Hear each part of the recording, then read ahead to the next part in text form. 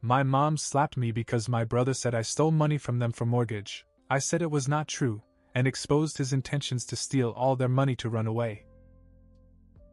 It all started the night of my parents' anniversary dinner. We just finished eating, and for once the atmosphere was surprisingly warm. My mom and dad were laughing about an inside joke they always told at these celebrations. Tom, my older brother, even joined in, which was rare because he usually acted like he was too cool for family stuff. Then, out of nowhere, Tom said, "I need to bring something up." Everyone fell silent. Tom never needed to bring something up. He thrived on not being disturbed. So when he struck that serious tone, I thought, "What now?" He looked right at me, his expression hard. I wasn't going to say anything, but it's been bothering me for weeks. "Mom, Dad, there's money missing. A lot of money. And I know who took it." My stomach dropped. I had no idea what he was talking about, but the look on his face told me exactly who he was going to blame. "She did it," he said, jabbing a finger in my direction. "Excuse me?" I asked, caught between laughing at how ridiculous this was and the growing knot of fear in my stomach. Tom didn't even hesitate. "The 13 grand you had saved up for the mortgage? It's gone. And the only person who could have taken it is her." My mom gasped, and my dad's face darkened in a way I'd never seen before. "Is that true?" he asked, his voice low. "No." I shot back immediately.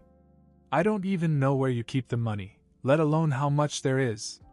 13 grand? How would I even know that? And that's when I realized Tom had slipped up.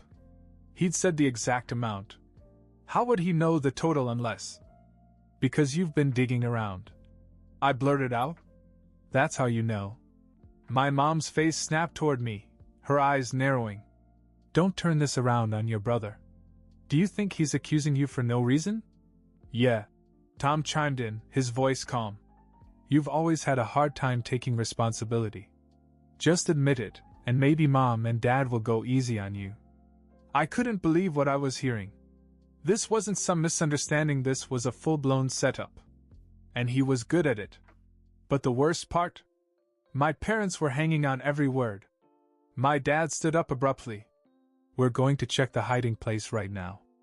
I followed them into their room, my heart pounding. Tom stayed behind, casually leaning against the dining room table as if he had nothing to worry about. When my dad opened the small safe they'd hidden in their closet, the money was gone. Every dollar. My mom turned to me, her face pale but angry. "Where is it?" "I don't know," I pleaded. "I didn't take it. Why would I take it?" But they wouldn't listen. They talked over me, accused me of breaking their trust, and threatened to throw me out if I didn't return the money. My dad even mentioned calling the police if I didn't come clean. That's when it hit me, Tom wasn't just accusing me for fun. He'd planned it. He wanted them to turn on me completely. By the time they were done screaming, I was too overwhelmed to stay. I packed a bag, grabbed my keys, and left the house without saying another word. That night, I crashed at my friend Emma's house, shaking with anger and disbelief. But as much as I wanted to crumble under the weight of it all, I knew one thing: Tom wouldn't get away with this. Emma didn't ask too many questions when I showed up at her door with a hastily packed bag. She just gave me a long hug and sat me down on her couch. That's the thing about Emma, she knows when not to pry. I barely slept that night. My mind kept circling back to Tom's smirk, the way he had everyone eating out of his hand. It was as if he'd rehearsed it all. And the way my parents had looked at me, like I was some stranger who'd come into their lives to ruin everything. I didn't have a plan yet, but I knew one thing: Tom was behind this, and I was going to prove it. The next morning, I called in sick to work and went back to the house. My parents were both at work by then, and I figured Tom would be at his college classes. I still had my key, so I let myself in and went straight to his room. I started with his desk, but it was mostly a mess: old notebooks, loose papers, random junk. Then I looked under his mattress, in his drawers, and even in his guitar case. Nothing. But then I opened the closet. Hidden behind a row of neatly hung shirts was a small box. When I lifted the lid, my heart almost stopped. The money. All of it. My hands trembled as I pulled out the bundles. It wasn't just randomly stuffed in there. He'd packed it neatly, like he was planning to take it somewhere. I could have just taken the money and left, but I knew better. If I showed up with it, they'd probably still blame me, say I was returning it to cover my tracks. I needed something solid, something that would prove Tom's intentions beyond a shadow of a doubt. That's when I noticed his laptop on the desk. I hesitated. It felt wrong to snoop, but then again, he hadn't exactly played fair. I opened it, and thankfully it wasn't password protected. His browser history was a smoking gun.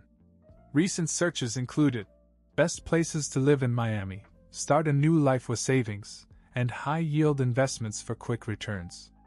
One tab still open was a real estate listing for a studio apartment in Florida. I used my phone to take pictures of everything: his search history, the apartment listing, even the money in the closet. I wasn't leaving anything to chance. Then I put everything back the way I'd found it, and left. When I got back to Emma, I showed her the evidence. She stared at the pictures in disbelief. He was going to run away with the money, she asked. Looks like it, I said. And he was going to make me take the fall for it. Her face hardened. What are you going to do? I thought about it. Part of me wanted to confront him alone, to demand answers. But then I realized he'd just twist the story like he always did. No, this time I needed everyone in the same room: Tom, my parents, and me. I'm going back tonight, I said. And I'm going to finish this. I spent the rest of the day rehearsing what I was going to say. Every time I went through it, I imagined my parents' faces, how angry, how hurt they'd been. But this time I had proof. They had to believe me. When evening came, I called my mother. I kept my voice calm and said I needed to come home to talk. She didn't sound thrilled, but told me to come over after dinner. By the time I got there, Tom was already on the couch, scrolling through his phone like he didn't care. My parents were at the dining room table, cleaning up after their meal. The tension in the room was suffocating. My dad looked up first. What are you doing here? I need to talk to all of you, I said, stepping inside. It's important. My mother crossed her arms, already skeptical. If it's about the money, we've heard enough excuses. It's not an excuse, I shot back. It's the truth. And I can prove it. Tom looked up from his phone, his expression bored. Here we go, he muttered. I ignored him and took out my phone. First of all, the money isn't missing. It's in Tom's closet. That got their attention. My dad leaned forward. What did you just say? I said the money is in his closet, I repeated. $13,000, neatly packed in a box. I saw it myself this morning. Tom's face twitched, but he recovered quickly. You're lying, he said, shaking his head. She probably put it there to frame me. I held up my phone. Really? Then explain this. I flipped through the photos I'd taken, the cash, the closet, and finally the browser history. I laid out everything I'd found. My parents leaned in, their expressions shifting from confusion to disbelief as they looked at the evidence. Moving to Miami? High-yield investments? My dad said, reading one of the screenshots. He turned to Tom. What the hell is this? Tom sat up straighter, his face a mask of indignation. She's making this up. Do you really think I'd steal from you? She's just trying to cover her tracks. Why would I do that, Tom? I shot back. Why would I steal money I didn't even know existed until you accused me? That's when my mom spoke up, her voice low. You knew the exact amount, she said, looking at Tom. His face paled. That's right, I said, pressing the point. You said $13,000 before Dad even opened the safe. How would you know that if you hadn't already counted it? Tom opened his mouth, but no words came out. He was trapped, and we all knew it. My father stood over him. Tell me the truth, Tom. Right now. For a moment it looked like he might continue to lie. But then he deflated, sinking back into the couch. Fine, he muttered. I took it. Okay? I was going to put it back after I sorted some things out. After you sorted some things out? My dad repeated, his voice rising. You were going to run away with our money! Tom tried to explain, but my dad wasn't having it. He turned to my mom. Call the police. No, wait! Tom jumped up, panic in his voice now. I'm going. I'll leave right now. You'll never see me again. Just don't call the cops. The room fell silent. My father stared at him, his jaw clenched. Then he nodded. You're leaving tonight. Take your things and go. And don't come back. Tom stood frozen, as if he couldn't believe what he was hearing. And here. My dad reached into his wallet and pulled out a $50 bill. He slipped it into Tom's hand. For food. It's the last thing you'll ever get from me. Tom didn't say another word. He packed a bag and left that night, slamming the door behind him. After Tom left, the house was eerily quiet. My parents and I sat in the living room, the tension thick. I thought it was over. I had proven my innocence and Tom was gone. But something wasn't right. My father broke the silence first. I can't believe he did this to us, he said, rubbing his face. To his own family. My mom nodded, but her gaze was distant, like she was working through something in her head. We need to check the rest of the house, she said suddenly. I blinked. What do you mean? She stood, her movements sharp. If he was planning to run away, who's to say this is the only money he took? What if he's been stealing from us for years? My father's eyes widened and he stood up, too. You're right. Let's check everything. I didn't think they'd find anything else. Tom had already confessed, and the $13,000 was the big prize. But I followed them anyway as they searched every hiding place in the house. The safe in their room? Empty. The emergency stash in the kitchen cupboard? Gone. Even the little box my mom kept in the garage for odd money? Nothing. When we were done, the total was staggering. Tom hadn't just taken the mortgage money, he'd taken over $20,000 from every hiding place my parents had. My mother sat down hard at the dining room table, her face pale. How long has this been going on? I don't know, my father said, pacing the room. But I'll call the bank tomorrow. We need to check our accounts.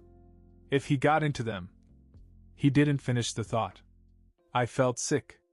As much as I wanted to believe that Tom had just made a terrible decision, the evidence was mounting that he'd been planning this for a long time. And then, as if the universe wasn't done with us yet, there was a knock at the door. It was almost midnight, and neither of us was expecting anyone. My father moved cautiously, opening the door just enough to see who it was.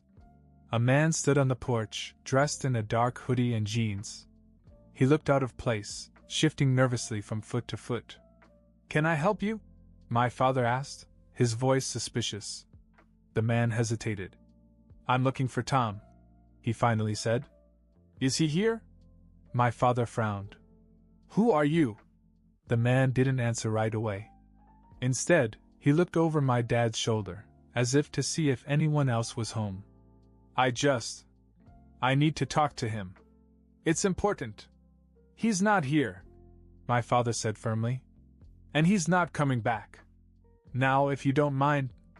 The man stepped forward, cutting him off. Look, I don't want any trouble, okay? I just need the money he owes me. That's all. My mom and I froze. What money? My dad demanded. The man sighed and ran a hand through his hair.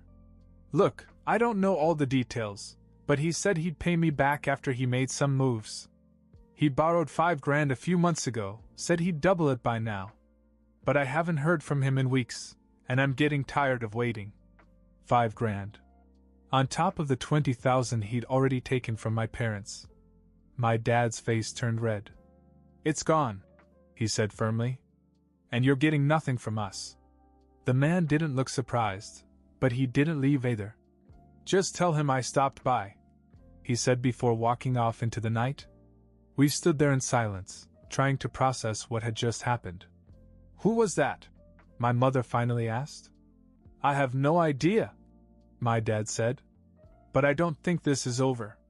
Neither did I. After the man left, we locked the doors and sat in the living room trying to make sense of it all.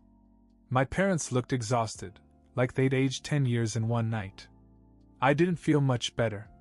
Who knows how many people he owes? My father muttered. And now they're coming here? What if more show up? We can't just sit here and wait. My mother said, her voice sharp. We have to do something. Maybe call the police. I hesitated. But if we call the police, it could make things worse. What if Tom panics and does something stupid? Or what if that guy comes back angry because he thinks we ratted him out? My dad sighed and pinched the bridge of his nose. We shouldn't even have to deal with that. He's the one who made this mess. We fell silent, the weight of the situation weighing on us. I thought about Tom's searches on his laptop, the money, the Miami apartment. He'd clearly been planning this escape for a while. But something about the guy at the door didn't add up. If Tom was getting ready to leave, why borrow more money? I decided to take another look at the photos I'd taken. I zoomed in on the browser tabs in one of the screenshots, hoping for a clue. That's when I noticed something I hadn't seen before, a tab labeled cryptocurrency. Wait a minute, I said, sitting up. What? My mom asked. I think Tom was investing the money, I said, pointing to my phone. He wasn't just planning to run away. He was trying to make more money before he left. My dad leaned over to look. Cryptocurrency? Isn't that risky?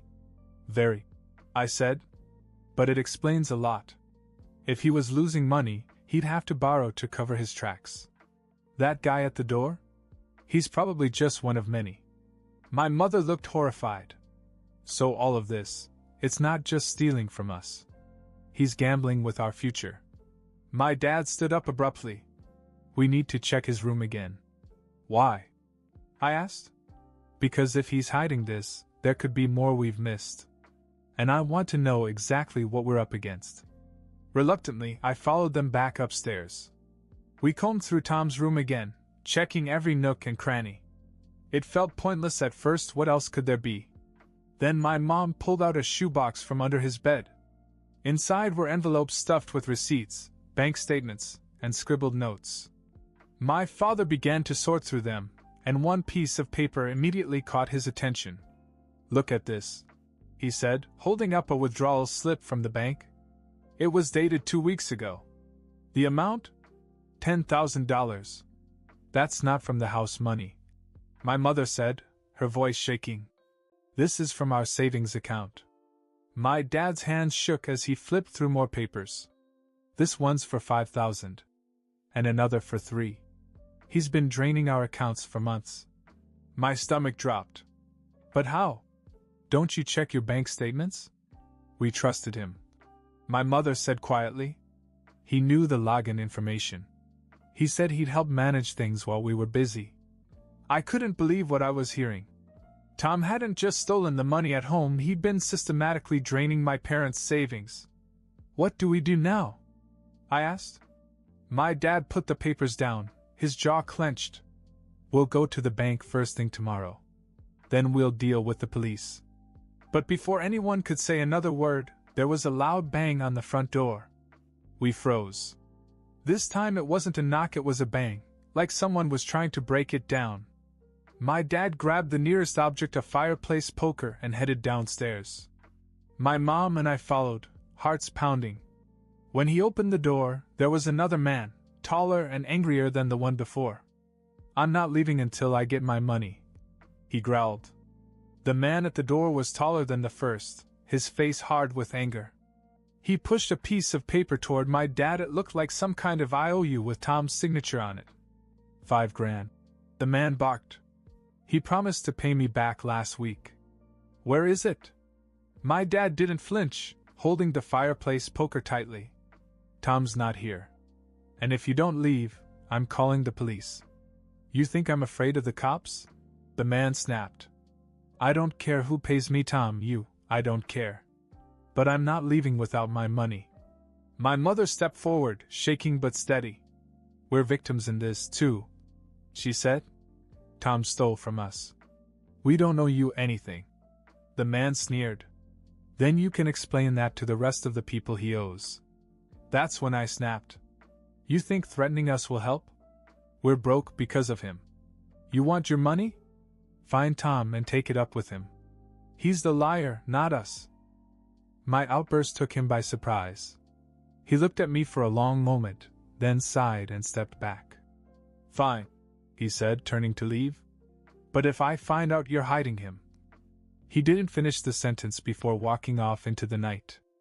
After he left, we locked every door and window, the reality of the situation sinking in.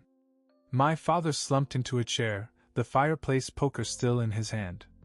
We can't wait any longer, he said. We're going to the police tomorrow. Tom has dug us into a hole, and it's time he paid for it. The next morning we went to the police station with everything: Tom's receipts, the IOUs, the photos of the cash, and the evidence from his laptop. The officer we spoke with didn't seem surprised. We've seen cases like this before, he said. The family trusts the wrong person, and things spiral out of control. We'll get a warrant for his arrest. Hearing those words was a gut punch.